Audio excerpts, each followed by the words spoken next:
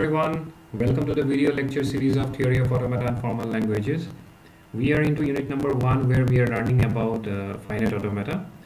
In my previous lecture, we have started off with the concept known as non-deterministic finite automata. If you have understood the concept of deterministic finite automata with all the possible cases of construction in, so I think it will be very much clear to understand NFA. There is no such big deal. Okay, so in this lecture we will let you know the difference between DFA. We will learn about the difference between DFA and NFA.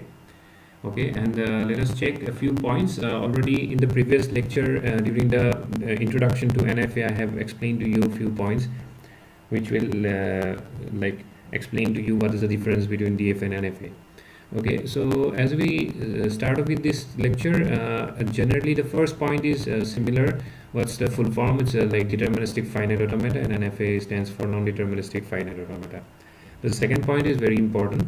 As I've already told you, that in DFA the transition takes place from a state to a single particular state for each input symbol. That means if there is an input symbol is, say, suppose A and B we are having, for each input symbol A and B, the transition will takes from one state to another state exactly once, not more than that. Okay, for the same state you can make a self loop. If we put a self loop, it doesn't matter, it is not equivalent that it comprises of a lot of transitions. No, it's a single transition only, but it is moving from one state to another state and it can repeat again and again, so it will be counted as a single transition only. Okay, now if I talk about NFA, there is no such restriction. For each input symbol the transition can be able to go to multiple number of states, correct?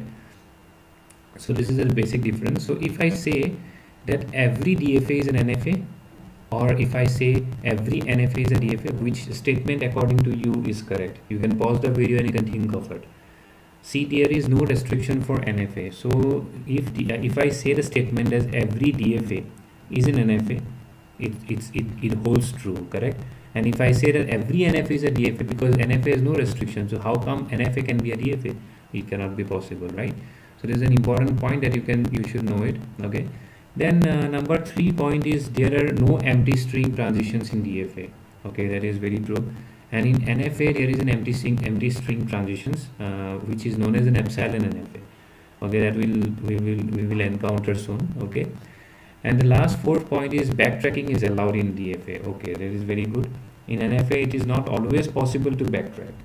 Okay, so we will look into few examples where we will be learning about where you can see that NFA is not having any kind of backtracking process right now. It's not possible, not always possible actually.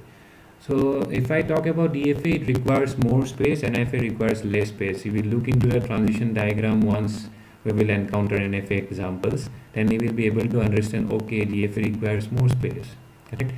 And finally the last one, that there are no such randomness as the transition can be determined in DFA, because determinism is possible in case of deterministic finite automata, and there is much more randomness as the transition from one state to another state cannot be determined in this state, correct? So this is the basic differences that we have understood in case of DFA and NFA. And if somebody asks you what is the difference between NFA and DFA in terms of transition function, then these are the basic importance.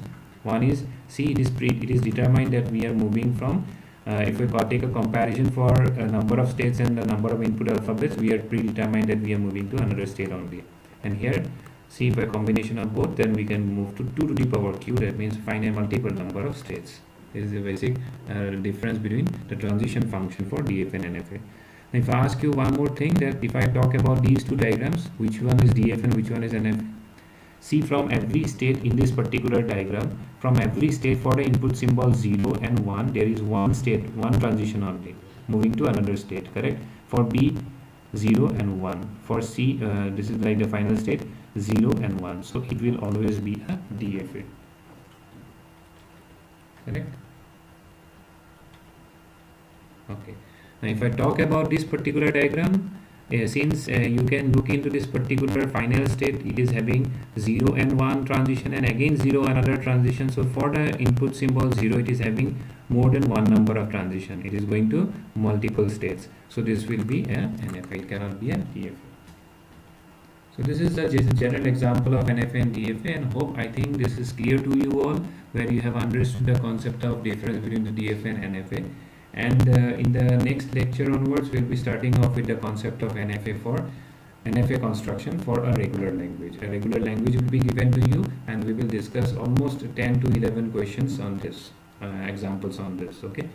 If you're having any suggestions or comments, you can comment down below, and do subscribe my channel to get the updated videos as well. Okay. Thank you for watching. Stay safe.